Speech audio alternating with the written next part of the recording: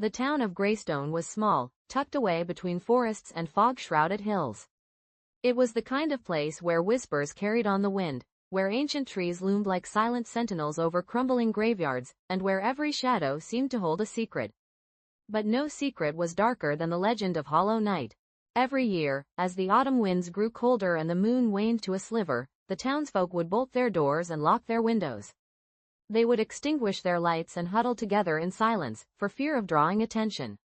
It was said that Hollow Night was a time when the boundary between the living and the dead thinned, and the restless spirits would roam the earth. But there was one place they returned to more than any other, Greystone Manor. The manor had been abandoned for as long as anyone could remember, its decaying walls sinking into the overgrown weeds that surrounded it. Its windows were dark, and its roof sagged under the weight of time. But it wasn't just neglect that gave the house its sinister reputation, it was the tragedy that had occurred there centuries ago. The legend spoke of a family, wealthy, powerful, and proud. They had lived in the manor in grand splendor until one fateful night, a night when the air had grown unnaturally still, and the sky was black as pitch. No one knew what happened inside the manor, but by dawn, the family was dead. Some said they had been cursed, others claimed madness had overtaken them.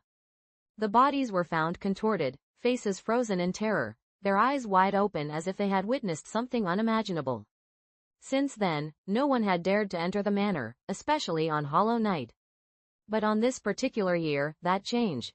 A group of 5 thrill-seekers, Lily, Matt, Greg, Sarah, and Ethan, had heard the stories and were eager to prove that the legends were nothing more than superstition. Armed with flashlights, cameras, and a bold sense of curiosity, they ventured up the winding path to Greystone Manor, determined to spend the night there. The night was colder than expected, and an unnatural silence hung in the air. As they approached the manor, the massive iron gates creaked open as if inviting them in. The front door, swollen with age, groaned as it swung inward, revealing a grand but decayed foyer. Dust swirled in the beams of their flashlights, and the air smelled of damp rot. "This place is a dump," Matt muttered, kicking at a broken chair. But the others were more uneasy. There was something wrong with the silence, something oppressive about the way the shadows seemed to shift just out of sight.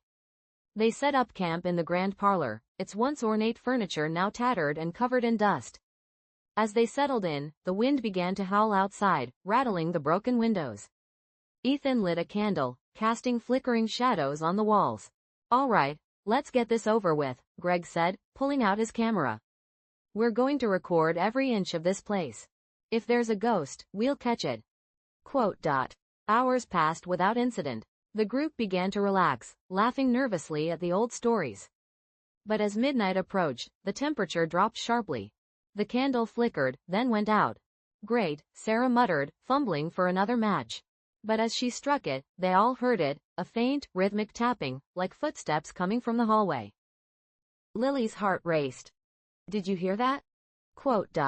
"Probably just the wind," Ethan said, but his voice wavered.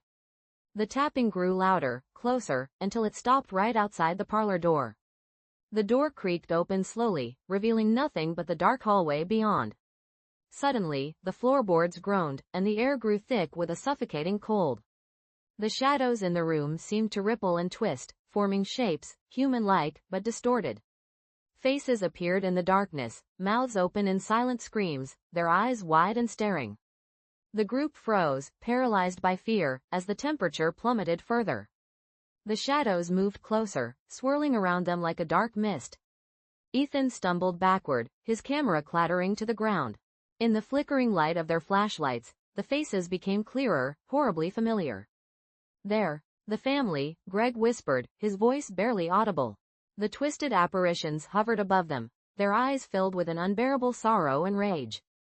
And then, one by one, the figures reached out, their cold, skeletal hands grasping at the living. Greg screamed as a hand clamped around his throat, lifting him off the ground. The others scattered, fleeing into the darkness of the manor, but it was too late. The spirits pursued them relentlessly, their hollow, echoing cries filling the halls. One by one, they were caught, their bodies twisted and contorted just like the family long ago. By dawn, the manor was silent again, save for the wind whispering through the broken windows. The group was never seen again, and their disappearance became just another part of the Hollow Night legend. To this day, the townsfolk of Greystone lock their doors and bar their windows on Hollow Night, for fear of hearing the footsteps of those lost to the manor, doomed to wander its halls for all eternity.